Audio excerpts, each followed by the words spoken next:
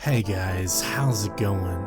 This is Natinator. Welcome back to your weekly dose of Creepypasta. This is a two-part story mini-series titled Bug Watching. It's really well written and extremely eerie, so stay tuned for the spoops. Before that, huge thanks to the patrons on Patreon helping me maintain my will to live. And shoutouts to the disciples, Tiffany, Backwards D-Dog, Backapuff, and Teddy Dog. I appreciate y'all more than I can say.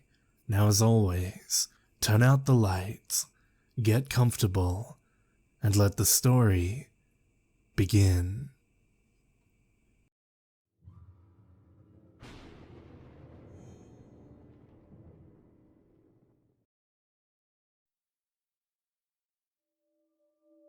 Back in college, I had a small one-bedroom apartment all to myself on the ground floor of a multi-building complex. The location was great.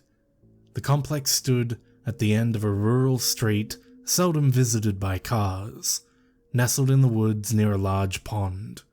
Tributary streams snaked around the complex, and the soothing sound of flowing water could be heard from every building. It somehow cost a lot less than living in a dorm, so it wasn't hard to persuade my parents to co-sign my lease. State law said my landlord needed their signature, although I would be paying for the place with my own money. The apartment's main benefit was that I could stay in town after classes ended for the summer and enjoy the freedom from my parents' gazes that I'd been craving all throughout high school. A benefit well worth the part-time jobs I had to take during weekends and holidays to pay for my living arrangements. Even so, the apartment had its fair share of drawbacks. Nobody had told me how lonely a one-person apartment can feel, especially once the semester ends and all your friends move away for the season. It's right in the name if you think about it. Apart-ment. A state of being separate from everybody else. But I hadn't put much thought into it before. Not until all the early mornings and late nights I would spend by myself, after I'd finished with work or homework, finding nothing to distract me from my own isolation. For a perpetually single person like me, those hit pretty hard. Also, I had no idea how much heat an apartment can build up, particularly during the summer months. I bought a thermometer to test it, and even at night, with all of my windows open as wide as they could go, and a fan running to help the ventilation, the temperature hovered around or above a scorching 85 degrees. I didn't mind the heat per se, but it kept me from falling asleep at night. Now, insomnia itself isn't so bad, if you like spending time wandering through your own thoughts, but I didn't. Not at all. I could only think of how alone I felt, of how tired I was, and how little sleep I'd manage before the morning, of how tomorrow would bring more of the same, the loneliness, the fatigue, the promise of more in the nights to come. And those kinds of thoughts kept me awake even later. It made for a pretty vicious feedback loop, and I couldn't come up with a way to break it. I'd thought that would be the worst part of the summer I spent out there. I wish it had been. One night, quite by accident, I found a way to alleviate the misery of those hot, solitary hours. Around midnight, desperate for some way to cool the stifling air, I decided I'd try leaving the front door open to see if it helped at all. A flimsy screen door without a lock was on the other side, and I thought it would probably increase the apartment's airflow. I'd been reluctant to try that earlier because my building faces another one in the complex, and I didn't want the people there to think I was watching them through the screen, nor did I want them staring through it at me. Nor barging through it and robbing me blind, or worse, if I fell asleep before bolting the front door. But my complex was a quiet one, and I hadn't heard of any crimes around my part of town. Nearly delirious from the heat, I opted to take a chance. I figured I'd be more likely to die from heat stroke than from a break-in anyway. The deadbolt unhitched with a sound like a cracking knuckle, and the front door squeaked on its hinges. The air outside didn't feel much colder than what was in my apartment. I took a breath of night air and, except for its clean, watery scent, it didn't seem any different than what I'd been inhaling all night. The disappointment sank heavily into my stomach, as if I'd drunk mercury. Regardless, I told myself I should give it a minute. Maybe I could feel a change in a little while. Since all the lamps in my apartment were off, my eyes had adapted to the darkness, and I could see the world outside in its minutest detail.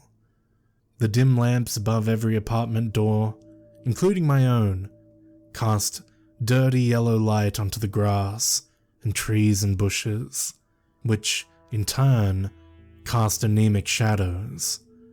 The heat's making everything sick, I thought to myself. Even the plants, even the lights, poor things. Then something white as a ghost banged against the screen near my face. I stifled a shout and backed away from the door. Another bang followed, and a large white thing fluttered away. I laughed at my earlier panic. Moths. Who knew they could be so big and clumsy? The large moth approached the screen again, but this time landed gently on it, apparently recognizing the obstacle at last. The light that attracted it shone above our heads. The moth's broad, thin wings shimmered in its rays. I had never thought of moths as beautiful before, but I could only describe this one as gorgeous. I had to take a closer look. I drew nearer the screen, but the moth remained. I could see every aspect of it. Its large, dark eyes, its feathery antenna, its fluffy body, the layered fabric of its dusty wings. Halfway between mica and silk, the moth carried a mesmerizing little world. No, scratch that. It was a mesmerizing little world unto itself. Eventually, I noticed that there were other insects on the screen too. Some less pretty than my moth, but all fascinating in their own right. By the time I'd finished observing them all, I didn't feel any cooler in my apartment, but when I checked the clock, I discovered that I'd passed hours without my noticing. Morning was not far off, and I hadn't even realized. I wasn't going to rack up much sleep again, alas, but no less than a usual night. Unlike a usual night, though, I hadn't even once thought about being lonely. It seemed I'd found a way to pass those sleepless hours after all. It came to be that during nights when I felt I'd be wide awake until the morning, which is to say every night, I would shut off all the lights in my apartment and throw open my front door, waiting for bugs to collect on the screen so that I could while away the hours watching them. I couldn't tell you what kinds of insects they were exactly, but that didn't matter to me. I found them more magical precisely because I couldn't name them. When I looked at my bugs, I didn't see them as dry Latin names, already discovered and classified, and rendered as dull and dead as the language that categorized them. They lived, they breathed, they thrived. I could recognize certain species after a while, but I couldn't name them. And so, with each bug-watching session, it felt as if I were discovering each of my bugs for the first time. I'd see dozens of different moths, their mouthless bodies waiting for starvation. Their huge empty eyes, unafraid or uncomprehending. Fly-like insects with long tails and gossamer wings would perch as close to the lamp as they could, their fine features swaying in the weaker breeze. Huge black beetles with hydraulic-looking jaws shimmered in the light like rare gems on a brooch, confronted with such quiet majesty. I could fathom why the ancient Egyptians revered certain beetles. If my bugs could think, they would have understood that reverence can run two ways.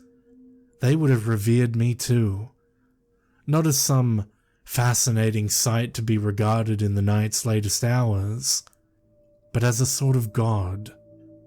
If I had wanted to, I could have flicked the screen and banished them back into the darkness they fled.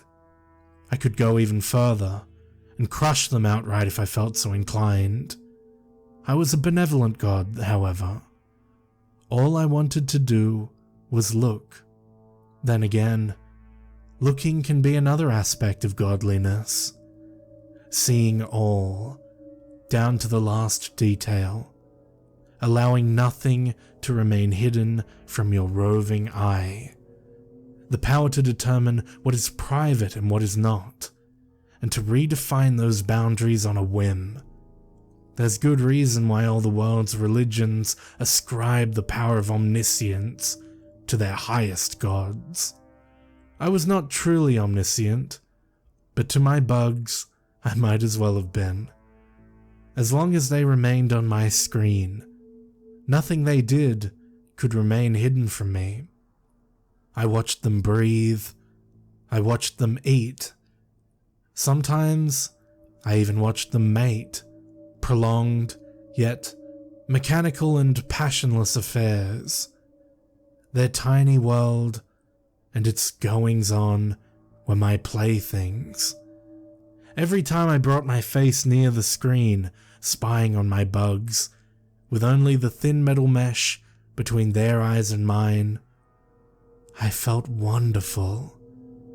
So wonderful, in fact, that I began to feel as if the night and sleeplessness were old friends of mine for introducing me to such a pleasure. That was my first mistake. My second mistake was to let my good feelings devolve into complacency and boredom, to fail to remain content with what I had, to grow greedy for more. You see, there came a night when the several bugs that were drawn to my screen were not enough for me any longer. They still fascinated me, but their numbers were too few, their interactions too rare and limited. I imagined that I could solve this problem by adding more bugs to the equation. More creatures on my screen meant a higher chance of them crossing paths, and who knew what would result? The possibilities enthralled me. So, with the insatiable, acquisitive impulse of the born collector, I decided that I would attract more insects to my door. Then I would have more to see. Perhaps then I would be content. One night, I didn't turn off my lamps before I opened the door. The lone bulb outside had been sufficient to bait my nightly visitors. I figured that more light, surely, would attract even greater numbers. Keeping the lamps on meant that I couldn't see more than an inch beyond the screen, for the light reflected off the mesh and back at me, making it seem as if a curtain of blackness had been draped right outside the door frame. Furthermore, it meant I could be seen from the outside, perhaps without even knowing it. But I had been awake many late nights before, and never once noticed an open blind or door in my neighbor's apartments across the way, so I didn't think anybody would be likely to peep in at me. All the same, I made sure that, despite the heat, I was fully dressed. At first, it didn't seem like my plan was going to work. The only bugs on my screen were the ones that would have been there anyway. However, I told myself to be patient, and so I stood there and waited. Within 15 minutes, more insects than I'd ever seen in one place had arrived.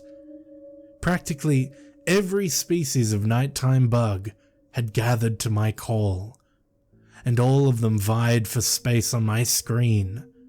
The door wasn't completely covered, but it certainly seemed like it. I brought my face to the screen for a closer look. The startling complexity of the bugs thrilled me anew.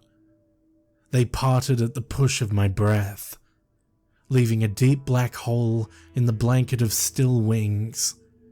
I peered through it, waiting for another bug to fill the gap. That was when I saw the face.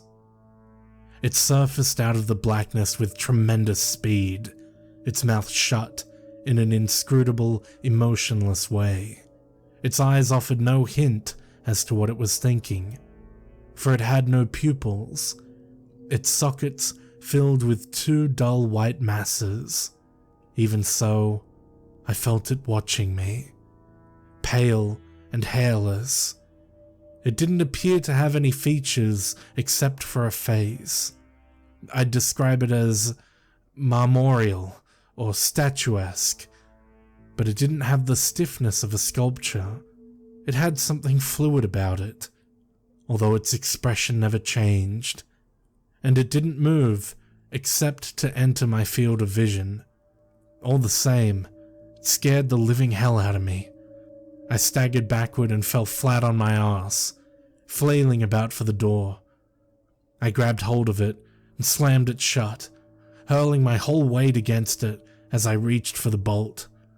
Even after it slid into place with a heavy clunk, I remained by the door, hoping that my body would be enough of an impediment to keep the intruder from bursting in. I sat there the entire sleepless night, wishing I didn't have a reason to stay awake. I want to tell you that my story ends there, but it doesn't. The next morning, I was shaken and exhausted, and in no condition to go into work. I called in sick and spent the afternoon trying to nap and catch up on the sleep I'd lost. I remembered reading somewhere on the internet months before about how prolonged sleep deprivation can cause all kinds of hallucinations, and so the sudden appearance of the face had left me wondering whether it was a product of my own fatigue. Either way, a bit of shut-eye was certainly in order, and I thought I could manage some now that the sun had risen. In the daylight, I wasn't too scared to sleep, but I pulled down all my blinds regardless, and closed and locked the windows for good measure. It was hot and stuffy in my apartment as a result, but it felt safer. By nightfall, I was fairly certain that I had slept at least a few hours. Per usual, I opened my door and let the night's bugs collect on the screen, although this time I had no intention of leaving the lights on. If the face was going to return, I would see it coming. The night wore on, and my bugs didn't bring me the pleasure they typically did. I was too distracted to focus on them, too afraid that if I didn't pay attention to the world beyond them, the face would sneak up on me again. After several hours of half-hearted bug watching, I decided to call it quits. It was proving too stressful, and I only ever wanted my bugs to make me happy. I tried to find an optimistic way to look at the matter, telling myself that the face's failure to arrive proved it was a trick of my mind, although I remained somewhat unconvinced. I shut and bolted the door and debated what to do instead. Streaming a movie on my laptop seemed like a good option. Not long after I booted it up though, it practically melted the flesh from my thighs. was far too hot in the apartment already. Would have been insane to do anything that added to the heat. Then I remembered that I'd forgotten to open the windows since the afternoon. I didn't suppose it would make a whole lot of difference if I left them shut, but I figured that any ventilation beat no ventilation. I lifted one of my blinds, unlocked the window, and raised it to let in the air. Several moths peppered the swathe of screen I'd exposed. I bent down to inspect them more closely. They scattered in a cloud of dust, and the face rose up to greet me. I screamed, slamming the window shut. I didn't even think to secure it. I had only the presence of mind to bolt into the bathroom and lock the door behind me. If whoever was out there made it into my apartment, I'd at least have placed a sizable slab of wood between us. It seemed like an improvement over flimsy steel mesh and brittle glass.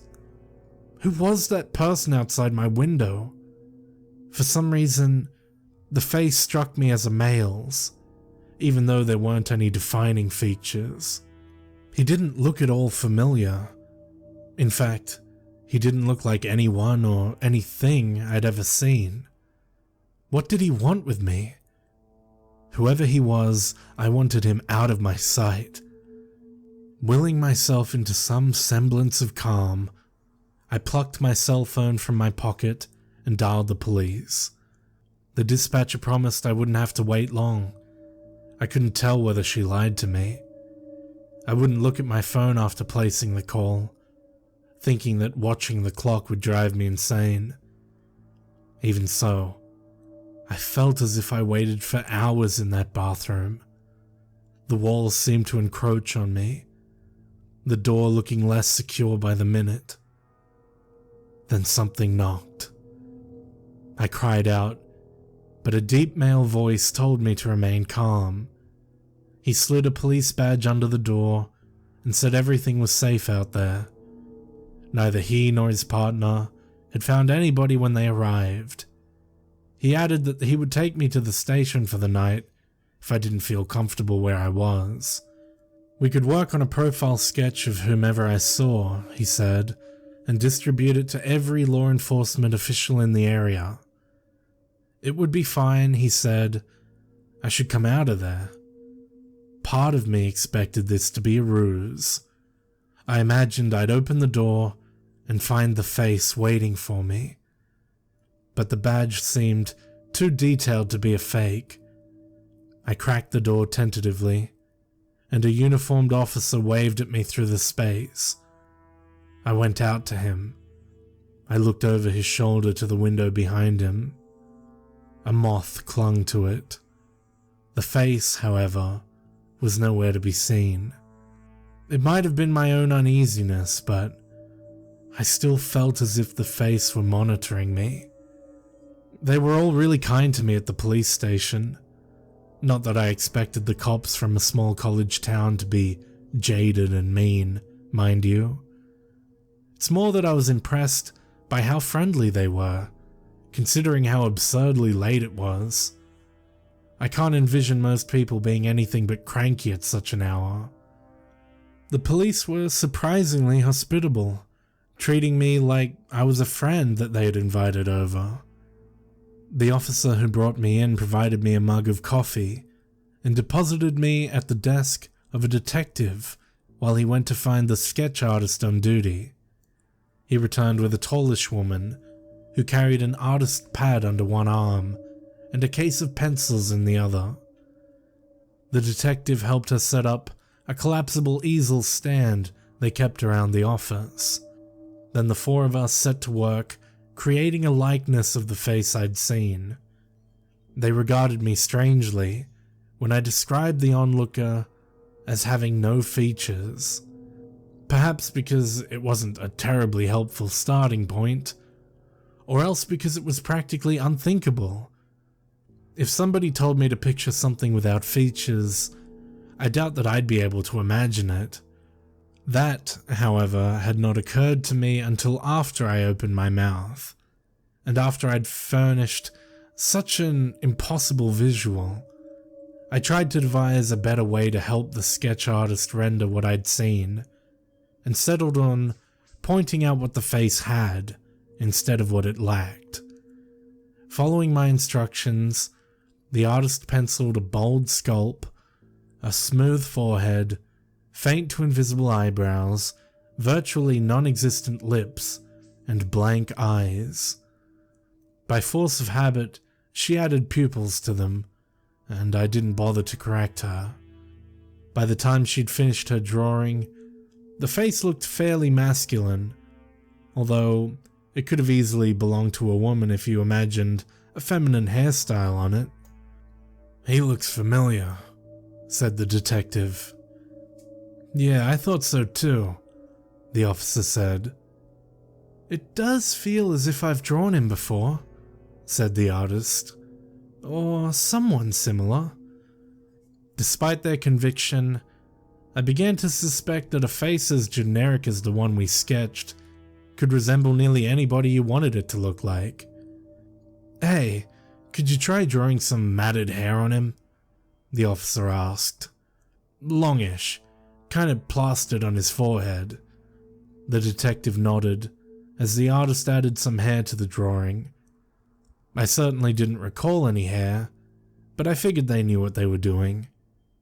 Adding hair seemed reasonable. It wouldn't have taken much effort for someone to shave his head for a disguise. After the artist had finished, the three of them made noises of recognition. "Man," said the detective, "that is uncanny."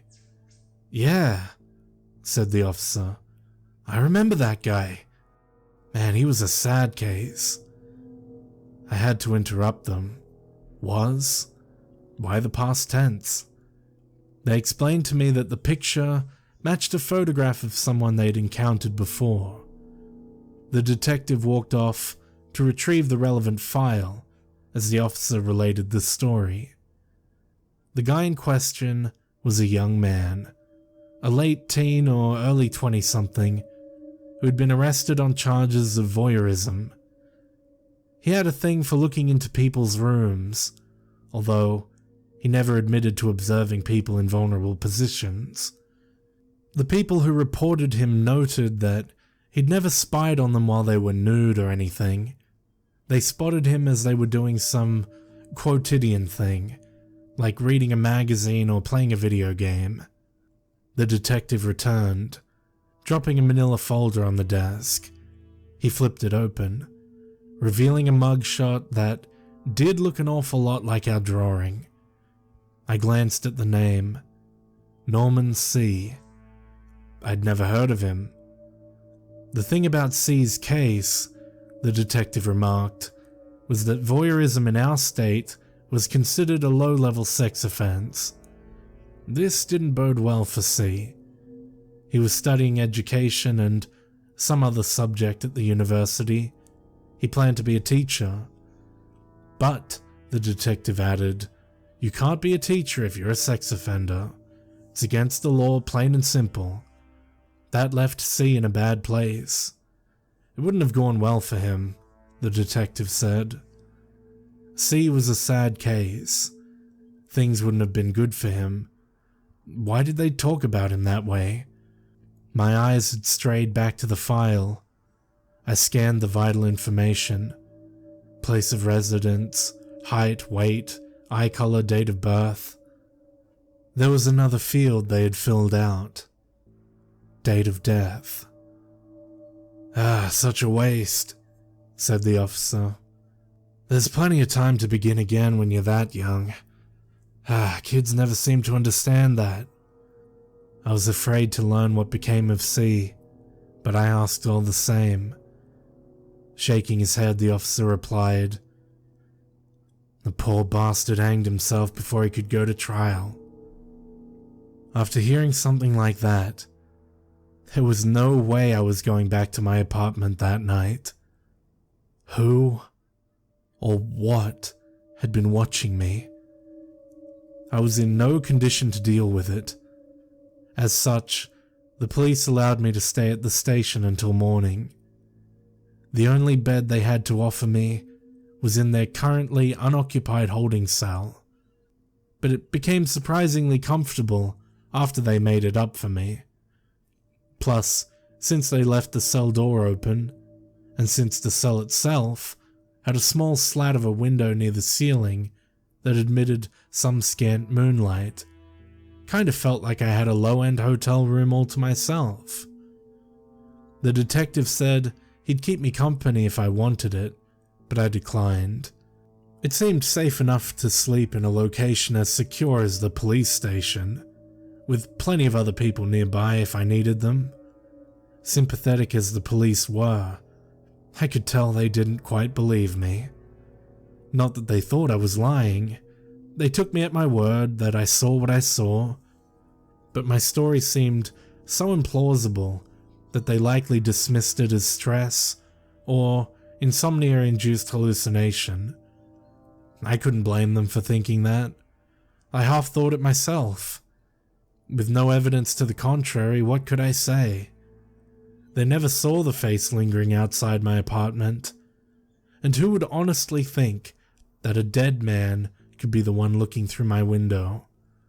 They probably assumed I had seen his photo in a newspaper somewhere along the line, and that I imagined him, or saw him in a particularly lucid nightmare.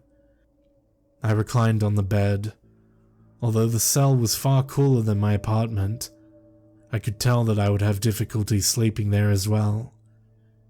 Too many thoughts surged through my brain, preventing me from shutting down mentally. I tried to piece together what I'd learned, but it produced more questions than answers. What did C want with me? I had noted his place of residence in his file, and it wasn't my room. Wasn't even my complex for that matter. He lived somewhere across town. A haunting didn't seem like a reasonable conclusion, that is, if haunting could ever be considered a reasonable conclusion. I never knew the guy either. We had nothing in common whatever. So why would he come after me? All those unanswered or unanswerable questions planted a nagging doubt in my mind. Did the face even belong to C? When it came down to it, C was the police's hypothesis, not mine. The face I saw could have belonged to anyone. You could have called it a face in the platonic sense. It seemed like the thing that all faces have in common, the purest instantiation of the category face. You could glimpse whoever you wanted to see in it, and you'd be neither wrong nor right, much as you were neither wrong nor right when ascribing a shape to a cloud, since it contains figures that are both there and not there. My lines of thought led nowhere. If the face was C, then why him? If not C, then who else? I had no answers. I could only find dead ends or circular paths, and I felt I would remain awake the entire night, tracing and retracing them, irrespective of how fruitless I knew them to be. Peering up at the slim window from the bed, I could see pinhole stars poking through the moonlight sky. I realized in that moment that stargazing would never suit me as a hobby. The light of possibly dead stars seemed too static to me, too distant to lose myself in. I'd rather have a small thing loom large than witness a huge thing in miniature. Give me realms too small to be seen, rather than shrinking worlds to unseen proportions. Put away the things you've reduced to generalities and hand over the particulars. The unique, the unprecedented, the inimitable. They're the only things that merits one's attention. They're all that can keep you attached to our world of eventual dust and decay. A fat moth thudded against the tiny cell window, jarring me out of my reverie. I climbed out of the bed to take a closer look. I wasn't quite tall enough to reach the windowsill, and had to stand on tiptoe to grab a hold of it and raise myself up. Peering over the bottom of the sturdy pane, I glimpsed a bug unlike any I had ever seen. The moth, a bloated, shuddering creature, was colored as dark as the night sky, save for a white patch on its abdomen. Upon closer scrutiny, I found that it closely resembled a human skull. As the moth shuffled around on the window, the skull seemed to grin and gnash its teeth. The moth began to twitch and vibrate, as if having an epileptic fit. Was some kind of parasite tormenting it? My arms strained. I heaved myself up for a closer look. As I did, the moth's bulbous stomach began to tear at its seams, the skull mark splitting down the center. A dense blackness opened out of the split, as though the moth had ink coursing in its veins. Then the face emerged. It started small, like a butterfly's egg, but quickly expanded, forcing its way out of the moth. Soon, the insect burst entirely, and the face enlarged itself to its regular size. I gasped and lost my grip on the window pane, crashing down on the cell's hard floor. My tailbone cracked, but my fear negated the pain. I had to escape. I scuttled into the corner below the window, where I couldn't be seen. Curling into myself, I looked up at the windowsill, too frightened to do much else. I saw the face. How had it passed through the glass? I heard nothing break, and those kind of windows were designed to be unbreakable. But there it was, staring down at me, with its blank yet greedy eyes, slowly advancing towards me. I scrambled to my feet and dashed for the door, refusing to lose sight of my tormentor. Then my shoulder crashed into stiff metal bars, knocking me to the floor. The door had been shut, but I hadn't heard it. Surely it should have made some noise. Wasn't jail once nicknamed the Slammer for a reason? Dazed, I turned to look back at the window. The face was not there. My lungs couldn't seem to draw in enough air. I made for the blocked door. The face waited beyond the bars. I screamed as it drifted through them, its expressionless visage unchanging. Then I awoke in the bed where the officers had left me. My sheets were damp. I didn't bother to check whether it was sweat or something more embarrassing. My eyes darted toward the door. The cell remained open, precisely as it had when the officers gave me my lodgings. I rolled onto my back with a sigh, wondering whether I would ever sleep soundly again. I let my eyes wander to the window. A pair of blank eyes in an equally blank face regarded me through it. That nearly ended me. I screamed all the air out of my lungs, and when that ran out, my throat muscles kept pushing on soundlessly. I tumbled from the bed and dashed out of the cell. Tears streamed down my face as I fought for air. The detective, having heard me scream, met me partway down the hallway. I collapsed into him. He asked me what was wrong, but I couldn't answer. My voice refused to form words and loosed only cries. The detective tried guiding me back to the cell so I could show him what was the matter, but I planted my heels. Nothing could persuade me to go back there. He realized that soon enough and went off on his own. He returned in a span of seconds. "There's nothing out there," he said, sympathetic but uncomprehending. "Nothing at all." Impossible. He must have seen it. I couldn't have been the only one. Driven solely by incredulity, I staggered back to the cell and glanced at the tiny window. All I found was the dark night sky and a couple of pinprick stars.